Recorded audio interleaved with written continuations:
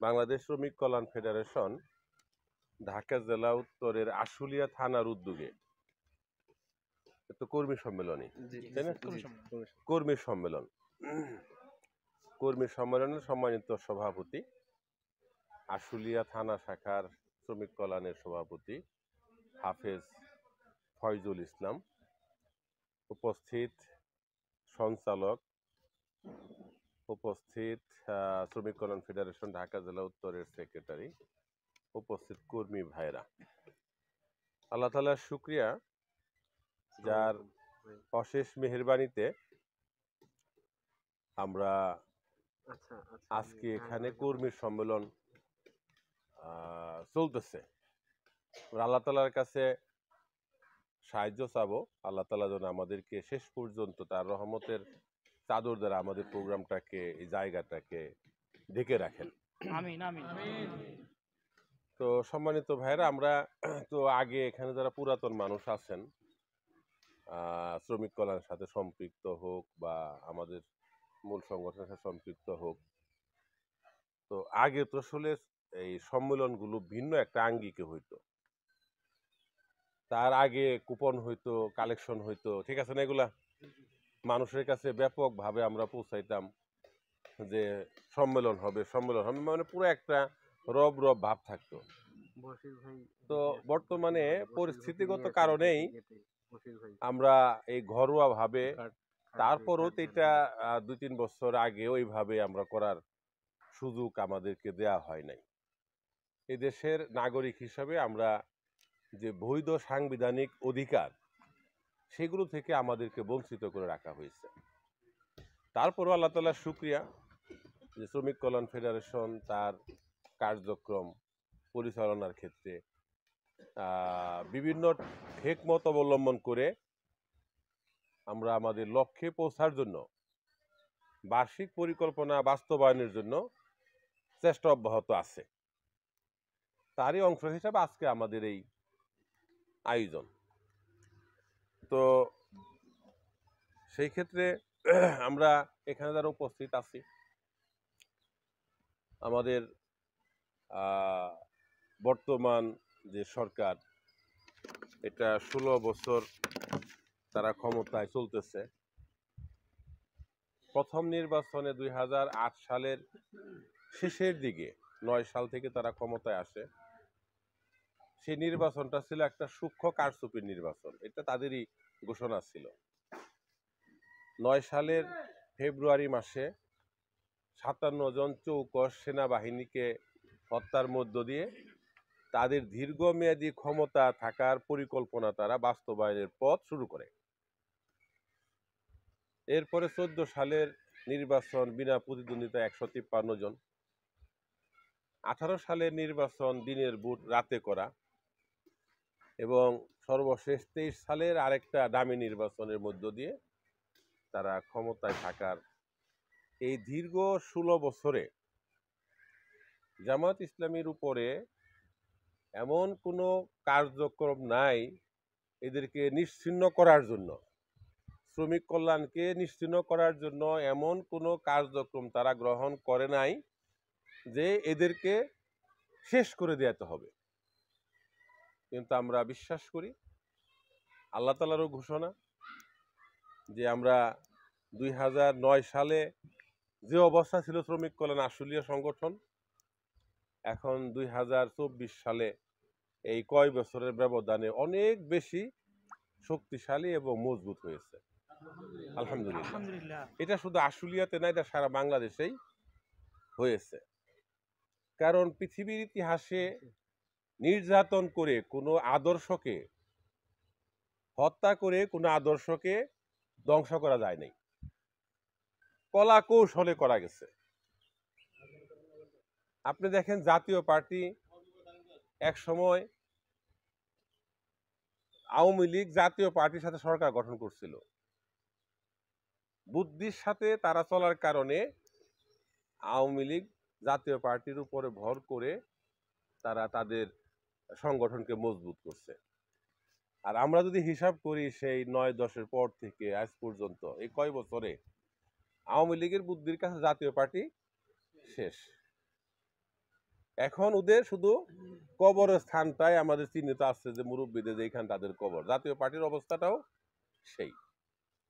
সর্বশেষ যে ঘটনা, এটা আপনারা তাদের সম্পর্কে খুব ভালো জানেন। এইভাবে কলা কৌশল করে কোনো জাতিকে, কোনো আদর্শকে শেষ করা গেছে, কিন্তু হত্যা করে, গুম করে, শহীদ করে, ফাঁসি দিয়ে কোনো আদর্শকে পৃথিবীর বুকে আজ পর্যন্ত যে কোনো আদর্শই হোক করতে পারে না। তার মধ্যে তো একটা ইসলামী আদর্শ, সেটাকে কিভাবে শেষ করবে? এটা আদৌ সম্ভব না। এই জন্য প্রিয় ভাইরা, আমাদের এই 15 বছরে এই দেশের শীর্ষস্থানীয় গুরুত্বপূর্ণ ব্যক্তিবর্গকে পৃথিবী থেকে বিদায় করা হয়েছে। তাদের সাজানো নাটকের মধ্য দিয়ে মন্তস্থ করে তারা শীর্ষস্থানীয় আলেম ওলামাদেরকে দুনিয়া থেকে বিদায় করে দিয়েছে। 2013 সালের 12 ডিসেম্বর থেকে তারা তাদের মিশন চূড়ান্তভাবে শুরু করে কাদের মোল্লাকে দিয়ে। আব্দুল কাদের মোল্লা রাহিমাহুল্লাহকে শহীদের মধ্য দিয়ে তাদের কার্যক্রম শুরু করে। এইভাবে তারা আমাদের 6 জন নেতৃবৃন্দকে, দেলোয়ার হোসেন সাঈদী সহ 7 জন শীর্ষস্থানীয় নেতৃবৃন্দকে, আরো লোকাল পর্যায়ে দেশের সারা দেশে আছে। সর্বশেষ আমি তখন ভিতরে সম্ভবত 15ই আগস্ট সাঈদী সাহেব ইন্তেকাল করলেন। হ্যাঁ, 14ই আগস্ট আমি তখন ভিতরে ছিলাম, যার কারণে তারিখটা ওইভাবে যেহেতু কোনো কার্যক্রমে থাকি না, এই জন্য মনে নেই। 14ই আগস্ট আপনারা সাক্ষী, এখনো আমরা সোশ্যাল মিডিয়ায় দেখতে পাই তার সুন্দর হাসিটা, দেখতে পাই না? মৃত্যুর 2-3 ঘন্টা আগেই তো হাসিটা। 8টা সাড়ে 8টার দিকে ইন্তেকাল করলেন।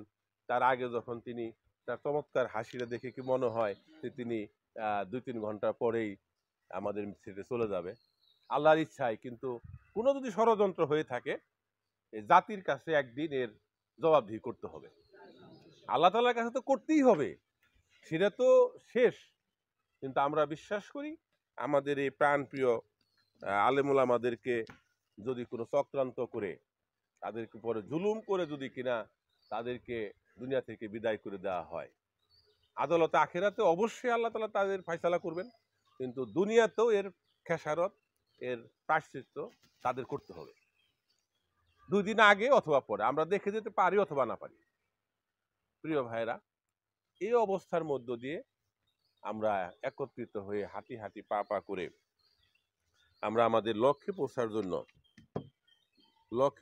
জন্য হ্যাঁ, আমি 11টা শেষ করবো, আমার সময় 11টা, আমার খুব খেলা আছে। ঠিক আছে, আমার খুব খেলা আছে। 10 মিনিট বাড়িয়ে না, আমি 10 মিনিট নেবই না, আমি আবার আরেকটা প্রোগ্রাম আছে, তো এই জন্য আমি চলে যাবো। তো যাই হোক, যেটা বলতেছিলাম, এই অবস্থাতে আমাদের মানুষের কিন্তু অনেক প্রত্যাশা। এই দেশের সাধারণ মানুষের সাথে আপনারা খুব বেশি মিশেন, আপনারা তাদের কাছে যান, আমাদেরও কম বেশি যতটুকু সুযোগ হয়। মানুষ সুযোগ পেলে, একটা সুযোগ পেয়েছে, ভোট দিচ্ছে 7%, 8%, 10%, এইটাই সঠিক কথা। আমার কাছে সাভার উপজেলার যতগুলো কেন্দ্র, তার মধ্যে 54টা কেন্দ্রের ফলাফল আছে, সাথে সাথে 54টা কেন্দ্রের কত পার্সেন্ট ভোট পড়ছে, কি হয়েছে, 54টা কেন্দ্রের। এরপরে যে গ্রুপ ছিল, সেই গ্রুপটাকে তারা ডিলিট করে দিয়ে ওইখান থেকে ওগুলো মানে পুরা ডিলিট করা হয়েছে, যত পারছে সাইড করে নিয়ে সংরক্ষণ করা হয়েছে। সেখানে যা দেখা গেছে, এবং সারা বাংলাদেশের যে চিত্র, 7%, 8%, 10% ভোট পড়ছে। এখন একটা জাতিকে এমন ভাবে ধোঁকা দেওয়া হলো, 41% ভোট পড়ছে। এই ধোঁকা তো মানুষ বুঝে না। ধর এখানে আমরা যদি জিজ্ঞাসা করি, বা আমরা যদি একটা গ্রামে যে জিজ্ঞাসা করি, একটা গ্রামে 100 ভোটার আছে, কয়জন মানুষ গেছে, আমি গ্রামের মানুষ হইলে আমি বুঝবো না যে আমার গ্রামে 100টা ভোটার, ভোট দিলাম মাত্র 5 জনে, আর 95 জনই গেল না, কিভাবে 50% ভোট পড়ে? হিসাব কি আর বাইরে করা লাগবে? এই যে ধোঁকা, এই ধোঁকা দিয়ে অবশ্যই জাতিকে আর বেশি দিন বোকা বানিয়ে রাখা যাবে না।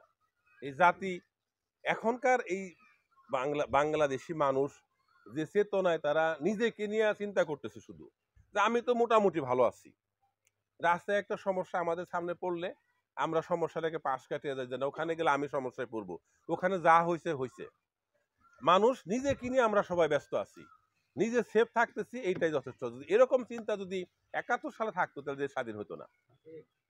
এখন আমরা যে চিন্তায় লালন করতেছি, মানুষ, দেশের মানুষ যেভাবে চিন্তা নিমগ্ন নিজে কিনিয়া যে আমি নিরাপদ আছি, আমি সেফ আছি, কি হইলো না হইলো আমার দেখার দরকার নাই। আপনার 10 টাকা কেজি চাল এখন 60 টাকা, 80 টাকা, 90 টাকা খান, ঠিক আছে, আমি তো কষ্ট করে চলতেছি, আর কে খাইলো না খাইলো সেটা আমার দেখার ব্যাপার না। আপনি যাই করতে যাবেন, যাই কিনতে যাবেন, আপনি কাগজ 200 টাকা রিমের কাগজ 500 টাকা হয়েছে, কোনো প্রতিবাদ আছে? কোনো প্রতিবাদ নাই। এখন এই 500 টাকা কাগজ যারা খরচ করে সব জায়গায় দাম দিচ্ছে বাড়াইয়া, কোনো প্রতিবাদ নাই। এখন আমরা সবাই নিজেকে নিয়ে ব্যস্ত আছি। এইরকম যদি নিজেকে নিয়ে আমরা ব্যস্ত 71 সালে দেশের মানুষ থাকতো তাহলে দেশ স্বাধীন হইতো না। এই জাতি ইনশাল্লাহ একসময় জাগবে এবং তাদের জাগানোর দায়িত্ব হচ্ছে আমাদের। আমরা সঠিক তথ্যগুলো জাতির কাছে তুলে ধরবো এবং এই কর্মী সম্মেলন থেকে আমরা সিদ্ধান্ত নিয়ে যাব যে সঠিক তথ্যগুলো আমরা উপযুক্ত জায়গায় সময় মতন আমরা কথা হইতেছে, চার স্টলে অনেক রকমের কথা হইতেছে, আপনি সুযোগ বুঝে একটা কথা ছেড়ে দিলেন। আপনি মনে করেন এখন আমরা টিয়ানমারের কারণে আপনি সেন্ট মার্টিন যাওয়া বন্ধ, বন্ধ না? জানেন তো আপনারা, আমরা দেশের আমাদের এক দেশেরই আমাদের ভিতর এক জায়গা থেকে আমরা দেশের ওখানে যাবো, আমরা আরব দেশের কারণে বা আরব চাপের কারণে আমরা যেতে পারতেছি না। যখন কথা উঠবে তখন এটাকে ঠুস করে ছেড়ে দিতে হবে যে এই হলো স্বাধীন দেশের স্বাধীন সার্বভৌমত্ব, যে আমরা এক জায়গায় যাব আমরা যেতে পারি না, কেউ যেতে পারে না সেখানে। সেখানকার যারা পর্যটক ব্যবসা করে তারা লস খাইতেছে। তো এইভাবে আমরা আমাদের বিভিন্ন জায়গায় চার স্টলে, মসজিদে, মাদ্রাসায়, রাস্তাঘাটে সময় সুযোগ করে কথার ধাঁচ বুঝে আমরা আমাদের প্রতিবাদ মুখর কথাবার্তা সতর্কতার সাথে আমরা বলবো, মানুষকে সচেতন করবো ইনশাল্লাহ।